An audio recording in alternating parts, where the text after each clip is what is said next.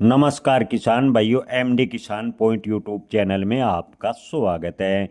क्या मक्का के भाव में बनेगी तेजी? मक्का का उत्पादन इस बार कितना है? मक्का की एमएसपी खरीद को लेकर सरकार का लक्ष्य क्या है? इस पर करेंगे विस्तार से चर्चा।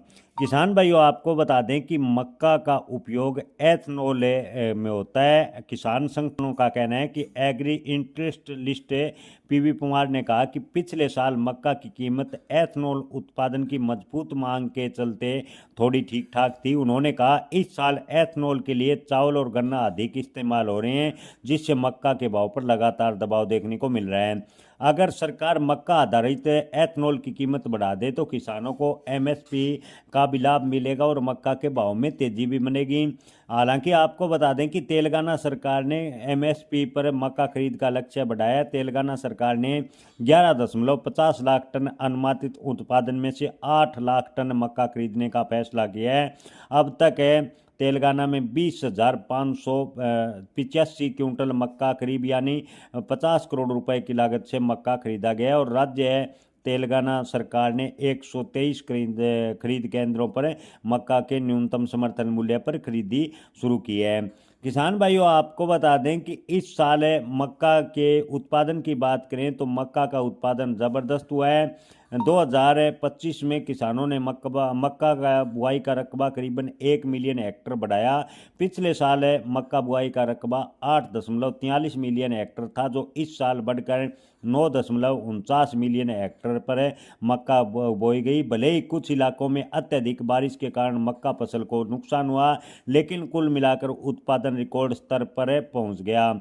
सरकार का अनुमान है कि इस साल भारत में मक्का का उत्पादन 422.82 लाख टन रहने की संभावना है, जो पिछले साल 376.65 लाख टन के आसपास मक्का का उत्पादन था। जी हाँ किसान भाइयों, आपको बता दें कि इस बार ज़बरदस्त मक्का का उत्पादन हुआ है कि आई ग्रेन इंडिया के विश्लेषक राहुल चौहान ने बताया कि इस बार मक्का की मांग एथनॉल उत्पादनों में कम रही, जिसकी वजह से मक्का के भाव पर दबाव बना हुआ है। सरकार 2025-26 के लिए 52 लाख टन चावल एथनॉल उत्पादन हेतु आवंटित किया है, जिससे मक्का के भाव पर दबाव बना। साथ ही चीनी और चावल जैसे वैकल्पिक फीड स्टॉक की उपलब्धता ने मक्का की खपत को प्रभावित किया है।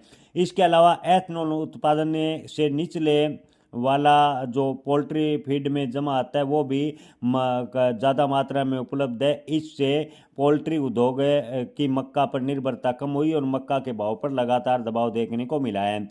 देश भर में इन दिनों मक्का के न्यूनतम भाव की बात करें तो कुछ मंडियों में मक्का के न्यूनतम भाव मात्र 800 से 900 रुपये प्रति क्विंटल है।